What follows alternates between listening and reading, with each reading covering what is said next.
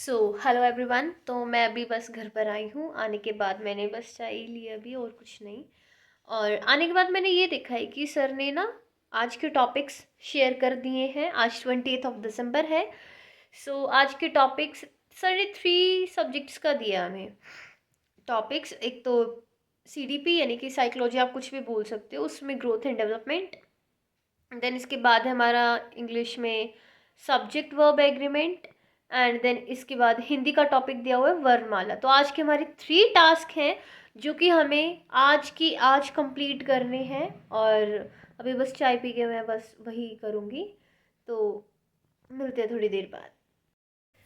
तो आज का जैसे कि टॉपिक है हमारा वर्णमाला। तो ये कुछ मेरे अभी नोट्स थे जो कि मैंने कुछ दिन पहले ही प्रिपेयर करे थे, मतलब याद भी किए हैं, पढ़े भी हैं।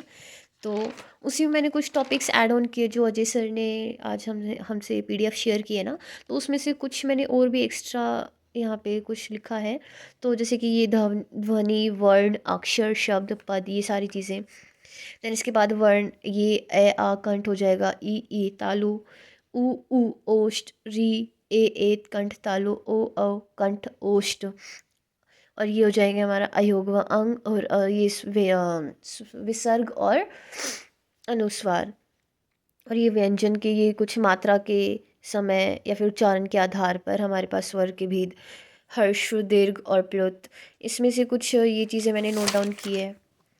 ओष्ठाकृति के आधार पर वृत्ताकार, मतलब कि जो जिनको बोलने पर जो हमारे ओष्ठ हैं वो सर्कल की शेप के हो जाएं। तो वृत्ताकार और अवृत्ताकार के आधार पर, मतलब ओष्ठ के आधार पर, सॉरी, जीवा के आधार पर अग्र, मध्य और पश्च स्वर हो जाएंगे हमारे पास। मुखाकृति के आधार पर संवृत, विवृत, अर्ध संवृत और अर्ध विवृत। बट मुझे है ना ये वाला बिल्कुल भी याद नहीं हो रहा है। मैं इसमें बहुत कंफ्यूज हो रही हूँ और मुझे ये याद भी नहीं हो रहा है। बार बार रिवाइज करूँगी तब शायद जा कर के लर्न होगा मुझे। स्पर्श या फिर वर्गीय व्यंजन, और इसके बाद नासिक्य, अनुस्वार या फिर नासिक्य, ये सारे हमारे पास ड, ण्य, न, न, म। काकल्य वर्ण होता है हमारे पास ह, अर्ध स्वर य व, ताड़नजात वर्ण ढ और ढ, और ये कभी भी हमेशा स्टार्टिंग में नहीं मिलेंगे आपको। फिर इसके बाद ये है कुछ बातें। देन घोष और सॉरी, घोष और अघोष, ये हो जाएगा हमारे पास। यानी कि हर वर्ग का पहला और जो दूसरा व्यंजन होता है वो तो हो जाता है अघोष, जिसमें कम कंपन होती है।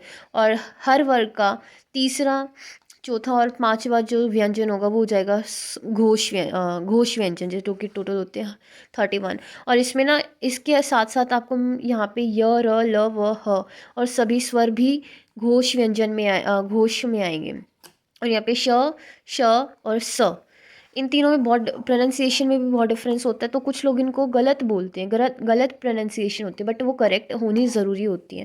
दैन इसके बाद कुछ ये पॉइंट भी मैंने अभी लिखे थे, कुछ ये यहाँ से लेके यहाँ तक ये अभी लिखे थे। अंतस्थ व्यंजन, या को हम अर्ध स्वर भी बोलते हैं। दैन लुंठित व्यंजन, और ल को पार्श्विक व्यंजन। ये बहुत इंपॉर्टेंट चीज़ें हैं जो कि हम इसको स्किप कर देते हैं वर्णमाला में, बट ये ना मुझे लगता है कि ये काफ़ी इंपॉर्टेंट है। हम ये भूल जाते हैं पर ये बहुत ज़रूरी है याद रखना। ऊष्म व्यंजन, श, श, स, ह। संयुक्त व्यंजन में अक्षत्र, ज्ञ और श। उत्क्षिप्त ड और ढ, जो कि अभी पीछे पढ़ा था हमने। देन पार्श्विक तो भी यहाँ पे हमने पढ़ा कि ल व्यंजन होता है। इसके साथ साथ प्रकम्पित, और कौन सा होता है जिसमें कंपन पैदा हो, कौन सा व्यंजन है, र। तो आज का टॉपिक जो है हमारा वर्णमाला वो भी हो चुका है हमारा डन। अब इसके बाद करूँगी मैं साइकोलॉजी। तो हिंदी रिवाइज करने के बाद भाई मैं यहाँ पर अपने साइकोलॉजी की प्रिपरेशन करने लग गई हूँ। हाँ, जो भी टॉपिक है ना, ग्रोथ एंड डेवलपमेंट। देखो सर ने जो हमें पीडीएफ शेयर की है ना, उसके साथ साथ आपको मैंडेटरी है कि आप खुद के हैंड रिटन नोट्स बनाएं। सिर्फ मैंने ये नोट्स मैं प्रॉपर नहीं बना रही हूँ क्योंकि मैं जस्ट अभी रिवाइज़ कर रही हूँ। ये सारे टॉपिक्स ना मैंने ऑलरेडी किए हुए हैं, और एक बार नहीं, मैंने एटलीस्ट 2 to 3 टाइम्स या उससे भी 4 टाइम्स तो एटलीस्ट किए होंगे, क्योंकि ये बेसिक टॉपिक्स हैं। अगर आगे चल के जो भी डिफ़िकल्ट टॉपिक्स आएंगे उसको हम और डीपली प्रिपेयर करेंगे। बट ये जस्ट ग्रोथ एंड डेवलपमेंट वाला ही टॉपिक है, तो इसको हम इजीली कर सकते हैं जस्ट कुछ हाइलाइट्स के साथ। अगर आप बोलोगे तो मैं बाद में आप लोगों के साथ शेयर भी करूँगी। और आप सब भी अपने लिए टाइम निकालना स्टार्ट कर दीजिए। आप दुनिया की बातों में मत आइए, उनकी बात मत सुनिए कि कोई आपको क्या बोल रहा है। आप खुद पर ध्यान दीजिए और खुद को मोटिवेट करके खुद और आगे बढ़िए। कोई यहाँ आपको सेकंड या थर्ड पर्सन मोटिवेट करने नहीं आएगा। आपको खुद को अपनी लाइफ देखनी है, अपना फ्यूचर देखना है। देन उसके बाद आप खुद ही मोटिवेट हो जाओगे जब आप अपनी फैमिली को देखोगे तो। जो भी हाउस वाइफ है, आप अपना घर पे बैठ के पढ़ाई कर सकते हैं, या फिर वर्किंग लेडी है तो उनके साथ उनके फैमिली मेम्बर ज़रूर हेल्प करेंगे। तो खुद के लिए टाइम निकालिए और खुद पे ध्यान दीजिए, और एक दिन आप अपने पैरों पर ज़रूर स्टैंड लेंगे और खुद को मोटिवेट कीजिए। तो जैसा कि जो हमारे आज के टॉपिक्स होने वाले थे, जो भी हमारा टारगेट था वो हुआ कंप्लीट। यस, इंग्लिश का भी done, subject verb agreement, psychology is also done. क्या टॉपिक था? Growth and development. यस, उससे रिलेटेड ना मैं कुछ वीडियो सोच रही हूँ, कुछ कंटेंट हमारे में चल रहा है, देखते हैं कैसे मैं उसको एग्जीक्यूट कर पाऊँगी या नहीं, बट जैसा भी रहेगा आपको अपडेट कर दिया जाएगा। And Hindi is also done, वर्णमाला।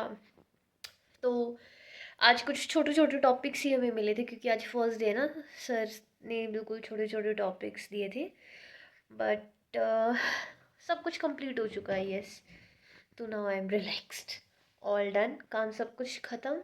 अब मैं जाऊँगी लाइव। आप लोग तो आते नहीं हो, है ना? न्यू मेंबर ज़रूर ज्वाइन होते हो, न्यू मेंबर से ही बात होती है। कोई बात नहीं, आप सब अपना ध्यान रखना और हैप्पी रहना, हेल्दी रहना। जय श्री राम, जय माँ काली।